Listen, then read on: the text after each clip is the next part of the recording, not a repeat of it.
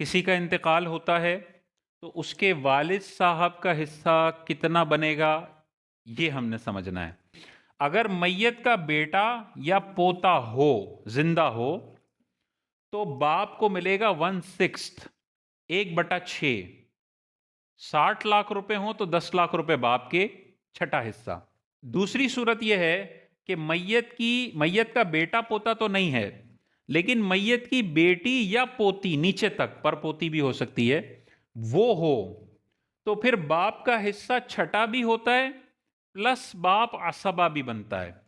یعنی 60 لاکھ روپے کی جائیداد ہے تو 10 لاکھ روپے پہلے باپ کو دے دیں، چھٹا حصہ۔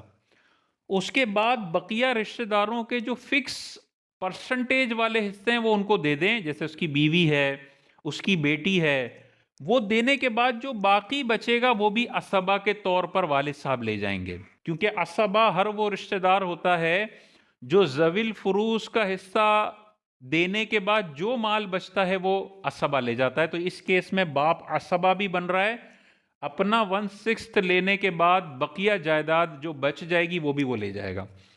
تیسری صورت ہے میت کی کوئی اولاد نہ ہو، نہ بیٹا، نہ بیٹی، نہ پوتا، نہ پوتی، نہ پر پوتا، نہ پر پوتی، کوئی بھی نیچے تک اولاد نہ ہو، تو باپ بنے گا عصبہ۔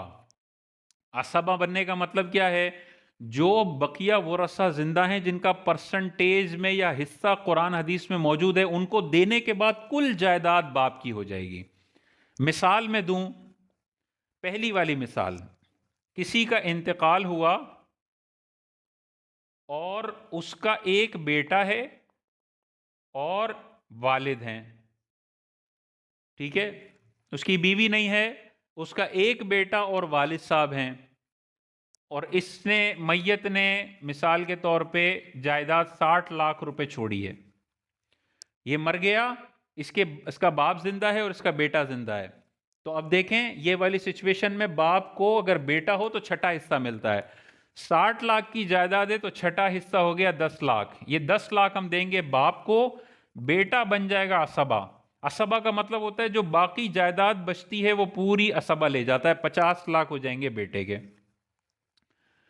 یہ پہلی مثال ہو گئی۔ دوسری مثال ہم دیکھتے ہیں، بیٹی پوتی ہو لیکن بیٹا پوتا نہ ہو تو چھٹا حصہ بھی باپ کا ہے، اور بیٹی کو دینے کے بعد جو بچے گا وہ بھی عصبہ لے جائے گا۔ مثال کے طور پر ہم لیتے ہیں میت اور اس کے ورثہ، ایک بندے کا انتقال ہوا، اس کی ایک بیٹی ہے، بیٹا نہیں ہے کیونکہ ہم دوسری پوزیشن پڑھ رہے ہیں، بیٹی ہے، مثال کے طور پہ بیوی ہے، اور اس کے والد ہیں۔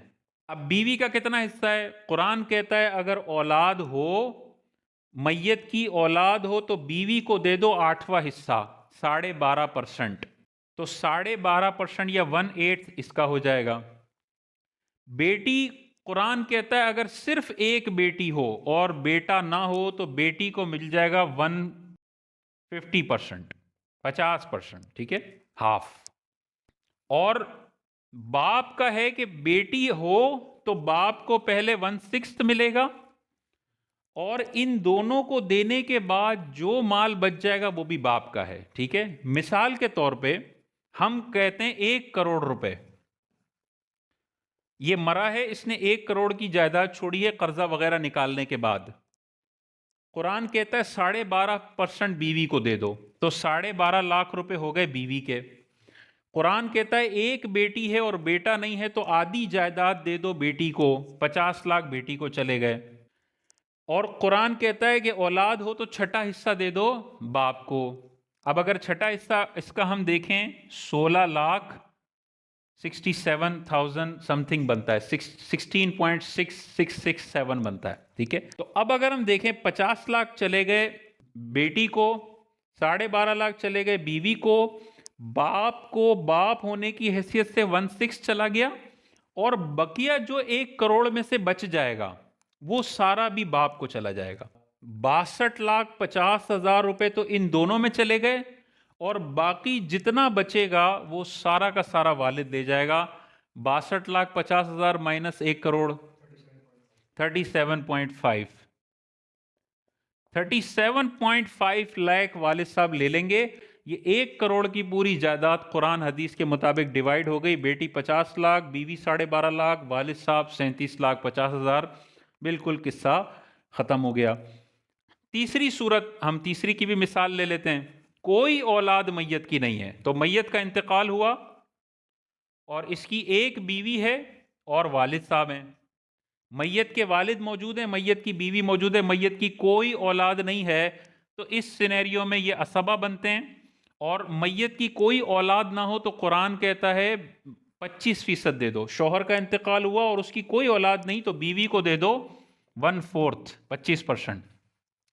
اور والد بن جائے گا عصبہ، یعنی بیوی کو دینے کے بعد جو بھی بچے گا وہ سارا باپ لے جائے گا. 1 کروڑ کی جائیداد ہو تو 25 لاکھ بیوی کو دے دو، 75 لاکھ چلے جائیں گے والد صاحب کے پاس. تو یہ باپ کی 3 صورتیں ہیں. اس حساب سے باپ کو حصہ دینا ہر اس بندے پر لازم ہے جس کی کسٹڈی میں دولت پڑی ہوئی ہے اور اس نے میت کے باپ کو محروم کیا ہوا ہے. فوراً فتویٰ لے کے ان پرسنٹیجز پہ دولت تقسیم کر دیں ورنہ آخرت میں حساب دینا پڑے گا.